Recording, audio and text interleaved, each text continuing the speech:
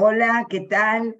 Hoy es lunes 27 de marzo del 2023 y esta es la clase, la semana 3 de Salud Mental de la Escuela Superior de Medicina de la Universidad Nacional de Mar del Plata. Esta es una semana muy particular porque el sábado pasado se han recibido los 89 primeros médicas y médicos de la facultad de nuestra Escuela Superior de Medicina, así que estamos muy emocionados porque ha sido como dije yo, un parto así, un parto múltiple, en donde no solo nacieron a la vida simbólica los nuevos médicos y médicas, sino que aquellos que hace mucho tiempo somos médicos, nos vemos otra vez siempre renacidos en esto que es la transmisión y la enseñanza de la medicina y la transmisión y la enseñanza del psicoanálisis. Así que quiero compartir con ustedes la enorme, enorme alegría de tener nuestros primeros 89 egresadas y egresados, y vamos a seguir trabajando para que, por supuesto, ustedes sean también los que correspondan a, dentro de 2 años y pico, ser los nuevos médicos y médicas. Así que nos felicito, en primer lugar, a Adrián, Adrián Aracino, a Gabriel Angelini, que es nuestro vicedirector, a Lorena Lázaro Cuestas, que es nuestra, que es nuestra secretaria académica, a Emiliano, al querido Emiliano Mariscal, que es nuestro secretario académico, y a todos los que trabajamos, y a todos nuestros colegas docentes, que cada una desde su cátedra ha aportado algo para que este nacimiento múltiple, porque ustedes todavía no cursaron, me parece, sí, pero es un nacimiento múltiple en nulípara, que tiene sus complicaciones. Nacimiento múltiple en nulípara, pero ya tenemos nuestros 89 primeros médicos y médicas, así que nos embarga una enorme felicidad, un enorme orgullo y honor de pertenecer a la facultad. Así que es un agradecimiento a todos los colegas que trabajamos, y también a ustedes que son estudiantes y que también hacen que renazcamos en la convicción de nuestra tarea cotidiana y profesional. Así que está muy bien. Nosotros nos volvemos a recibir, renacemos con cada uno de ustedes que se reciba y que pueda ejercer con ética, con convicción, con entusiasmo y con excelencia académica la práctica de la medicina, que es una práctica sencillamente maravillosa. Así que mi emocionado, sencillo pero emocionado, homenaje a quienes se han recibido y a todos nosotros. Así que vamos a aplaudir por los nuevos egresados y egresadas, ¿eh? Bueno, y ustedes son los futuros egresadas y egresados. Son nuestros futuros colegas, ni más ni menos, con todo lo que eso significa. Bueno, vamos a empezar diciendo algo que estábamos aclarando cuando todavía no estaba la grabación en tiempo y forma, de decir que por ahí hay algunas modificaciones que se presentan en el cronograma de las clases, pero que es porque tratamos de ajustar el PTD a la realidad de cada semana, porque justamente esto trata de ser algo dinámico y no que sean clases estancas. Aparte me parece bárbaro si están 53, porque son los 53 que están interesados, y bueno, los demás los verán por YouTube. Y aparte el otro día, cuando participé de los prácticos, que agradezco mucho a todo el equipo docente acá, armado por el doctor, constituido por el doctor Aymar, por el licenciado López Morales, por la doctora Darling y por la licenciada Moretti, que me gustó mucho participar en los primeros prácticos del martes pasado. Hubo un momento en que uno de los estudiantes, yo le digo, che, participen, los sincrónicos, de los teóricos, y un muchacho dijo, no, que quedamos después. Muchacho habla de mi edad, ¿no? ¿De qué edad tengo? Un chico dijo, no, que después quedamos escrachados. Entonces yo le digo, ¿qué, los bulinean? Entonces yo dije, en chiste, pero la verdad, muchas veces la mejor manera de llegar a la verdad es mediante el humor, así lo ha enseñado Lacan y Freud y Lacan, es mediante el humor uno puede llegar. Y dije, muchos de los bulineados de hoy serán los líderes del mañana. Así que uno se tiene que atrever a hablar, porque la medicina es una práctica que tiene que ver con el discurso y que a veces, bueno, hay prácticas corporales sobre el cuerpo orgánico, pero la mayoría de la práctica de la medicina tiene que ver con el cuerpo social y con el cuerpo discursivo de las personas. Y salud mental tiene que ver con eso, con que ustedes puedan trabajar con el cuerpo discursivo que tiene una fuerte conexión con el cuerpo orgánico de cada uno. Bueno, voy a empezar brevemente, ya vamos a arreglar eso en el campus y vamos a tratar de que quede ya todo desplegado y desocultado, porque ya está armado eso, pero sabiendo ustedes que a veces se van a producir lógicas modificaciones, que está muy bien. ¿Saben por qué está muy bien? Porque el paciente no les va a ir prolijamente. Primero no les va a ir una rinitis, después le va a ir una faringitis, después una traqueitis, después una bronquitis y después una neumonía. La gente viene desprolija porque la vida misma es un poco de desprolijidad y un poco de cal y un poco de arena. Así que vamos a ir haciéndolo de una manera en donde ustedes se sientan acompañados y no haya solamente exigencia, sino que podamos justamente tener un lazo social. A mí me importa que la materia, tanto psicología comunitaria, social e institucional, como salud mental, que estamos acá rindiendo y exigiéndonos y dando, armemos un lazo social discursivo en donde nos podamos entender. Así que vamos a participar. Voy a seguir, primero voy a abrir la ventana porque me estoy muriendo de calor.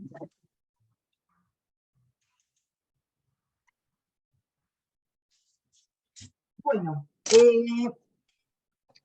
miren, la entrevista psiquiátrica, hay 150.000 libros de entrevista psiquiátrica, entrevista psicológica, entrevista psicoanalítica, entrevista cognitiva. Por ahí están más acostumbrados ustedes actualmente, decime Hernán si no, y también Marcos, a responder encuestas, digamos. La entrevista es algo que tiene que ver con lo interdiscursivo, digamos. ¿Qué dice el paciente? Y eso clásicamente, como ustedes lo ven en semiología clínica, se toma como síntoma, y que observa el médico se toma como signo. Pero en realidad hay algo del orden, y después viene todo el examen físico, ¿verdad? Pero hay algo que ustedes tienen que aprender y que yo les quiero transmitir como lo fundamental de esto, aparte de que puedan leer textos sobre entrevistas. En general, las entrevistas se clasifican a grandes rasgos entre estructuradas y no estructuradas. Entonces, las entrevistas más estructuradas tienden a la encuesta. ¿Cuántas veces durante la última semana usted se sintió triste? ¿Cuántas veces durante la última semana usted pensó en acogotar a su marido? ¿Cuántas veces durante...? Entonces uno pone muy frecuentemente, no sé qué. Bueno, esas son las entrevistas más estructuradas. Y las menos estructuradas sería aquella que serían las cognitivo-conductuales. Me parece que si hay algún error en esto, como yo no practico la clínica cognitivo-conductual, pero son las más estructuradas. Y las más desestructuradas son las psicoanalíticas, en donde de alguna manera, aunque se tomen preguntas y haya intervención, se trata de que el paciente hable de la manera más espontánea posible, que es lo que vieron en psicología como justamente asociación libre, que la asociación libre del paciente lo lleve a entender. Ahora bien, ¿qué les sirve a ustedes como práctica de médicos y médicas generalistas? ¿Cuál es la práctica? Les digo, y después aportan sus ideas Marcos y Hernán. Yo creo que ustedes tienen que saber de estos dos tipos de estructura y ustedes entender básicamente una idea central. El paciente, cuando habla y cuando ustedes le preguntan, ya es una entrevista. No necesitan preguntar específicamente algo que ustedes piensen que sea del campo de la gastroenterología para entender que algo el paciente estuvo diciendo sobre la gastroenterología. Porque si viene y dice, sí, uy, no, doctora, lo que pasa es que vengo, que hago cada desarreglo y no sé qué, él cree que por ahí no está en la entrevista con el médico, pero ya espontáneamente cómo se presenta, ya les da a ustedes determinados datos para entender que, bueno, tiende a ser desarreglos, digamos, conductuales de comida, bueno, desarreglos gastronómicos, se podría decir. ¿Quién no, no? Si yo hago ahora una encuesta, ¿quién no bebió una copa de algo con alcohol la semana pasada? Hasta yo, que fui a un casamiento, tomé media copa de champán. Así que yo, que soy el desvío estándar más a la izquierda, que nunca tomo, hasta yo tomé media copa de champán en un casamiento, así que ya estamos todos ahí incluidos. Entonces, desde que llega el paciente, desde que el paciente piensa en ustedes, esto nos lo ha enseñado el psicoanálisis, tiene transferencia en ustedes, en cada uno de los médicos. Tiene una idea que se llama en psicoanálisis sujeto supuesto saber. El médico es un sujeto supuesto saber, va a saber responderme. Y ustedes tienen que saber desde entrada, desde que tienen un nombre anotado de un desconocido en esa hoja, que por ahí es los pacientes que tienen que ver como en la consulta de consultorio externo, la interconsulta, o la enfermera que entra y dice urgente tal cosa en la emergencia, ustedes ya significan algo para el paciente.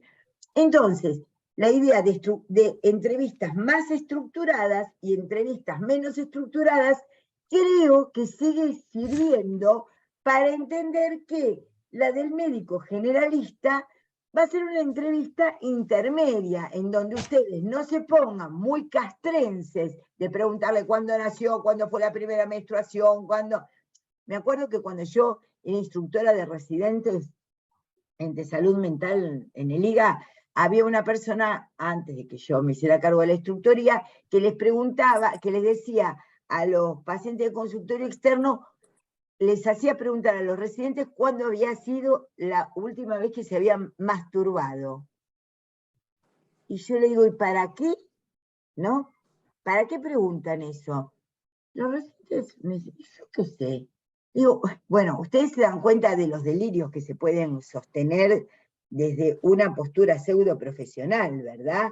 Digamos, entonces hay que ser creativo, como aprendieron en la medicina como práctica, creativos, pero también racionales en el sentido de qué es lo que van a estar preguntando, ¿no?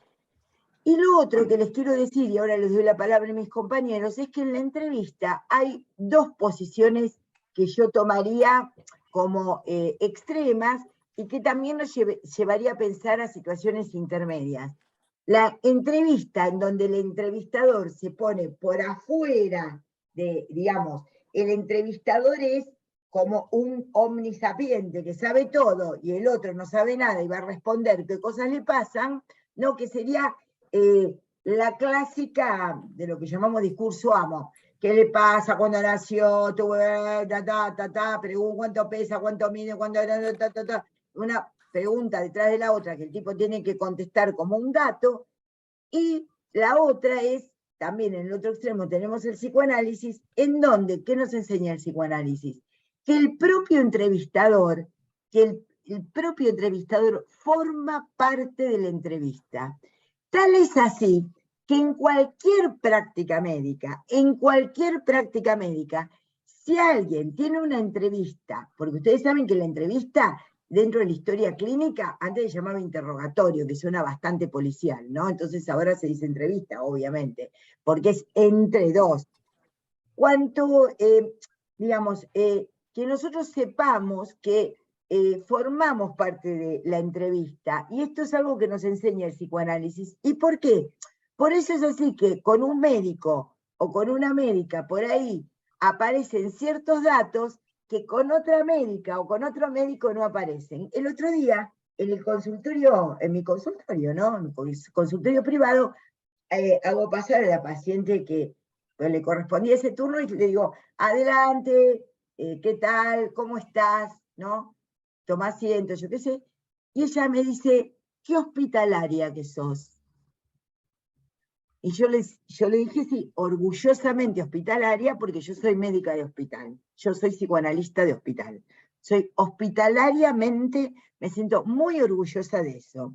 Hay gente que tiene una actitud más seria, cada uno tiene su estilo, hay veces que se es más comunicativo, otras veces que es menos comunicativo, pero ustedes sepan que la posición que toman desde lo afectivo, desde lo personal, desde cómo conducen la entrevista, es central para lo que se vaya a lograr en esa entrevista. Si mis compañeros acá docentes quisieran agregar, comentar.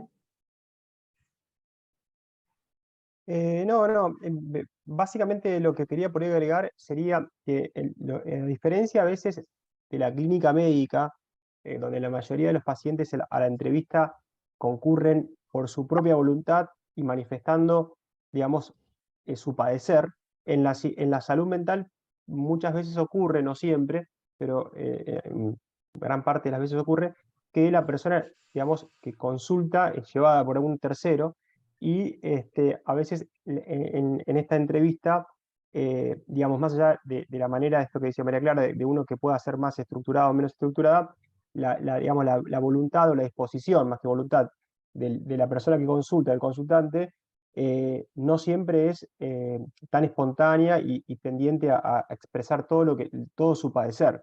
O sea, me parece que es algo que a veces no siempre pasa, pero muchas veces en cuadros psicóticos y demás, y a veces ahí un poco lo que vos contás, María Clara, es que depende también a veces cómo la impresión que uno le dé al paciente, en el caso de un paranoico, tiene una tendencia a veces a ser un poco más, digamos, descriptivo con lo que le pasa, y a veces no. A mí me pasa mucho en la internación que a veces los pacientes no me cuentan mucho de lo que tienen, más que todo estas estructuras, y por ahí yo hablo con la familia y a la familia sí le cuentan, y bueno, y ahí por ahí también es como una manera también indirecta de recoger información, porque bueno, a veces está diciendo, no, anda mucho mejor, bueno, pero la familia dice que en la comida le siguen poniendo, no sé, una pastilla blanca que parecentemente está, digamos, con alguna sustancia media rara. Entonces me parece que también el tema de salud mental, el problema de la entrevista, no es problema, pero digamos una dificultad que solemos tener es que no siempre está digamos, esta disposición, ¿no? Bueno, con respecto a lo que decía Marcos, quiero decir esto. Digamos, ¿qué tratamos desde la asignatura? Tratamos de cómo todos los temas que vemos en salud mental pueden ayudarlos a la entrevista de la clínica general.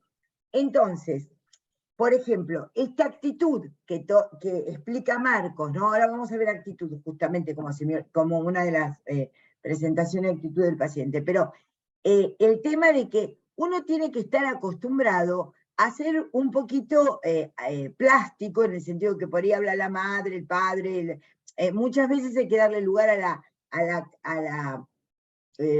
la voz del paciente, ¿no? A la disposición del paciente para hablar. Pero muchas veces uno habla con toda la familia, no, solamente voy a hablar con el paciente, eso hay que hacerlo en algunos recursos.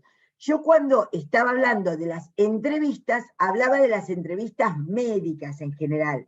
La entrevista psiquiátrica, digamos, lo que nos permite es darnos, uno podría decir así, ¿qué nos enseña la entrevista en salud mental sobre las entrevistas en la clínica general? ¿No? Después vamos a particularizar lo que es la entrevista psiquiátrica, o la entrevista en el campo de la salud mental. Pero lo que me parecía muy importante era, bueno, recalcar esto porque obviamente a veces la problemática que tienen tanto en clínica general como en clínica de salud mental es que el paciente no puede o no está dispuesto a hablar. Si acá Matías, ¿cuál es tu apellido? Bueno, ahí marca algo de lo que estábamos diciendo. Hernán, ¿quisieras agregar algo? Gatica, sí, ahora después no sé cómo... Dale, dale, a ver, ¿dónde estás? Habla. No, me pareció muy interesante lo que usted había dicho, que era, bueno, acá estoy tomando apunte Ah, de los Matías, diferentes no tipos de tenés cámara, no entrevistas. tenés cámara vos. Estoy comiendo, profe, perdón, quizás queda Bueno, medio mal. come tranquilo, Dale. dale, sí, sí.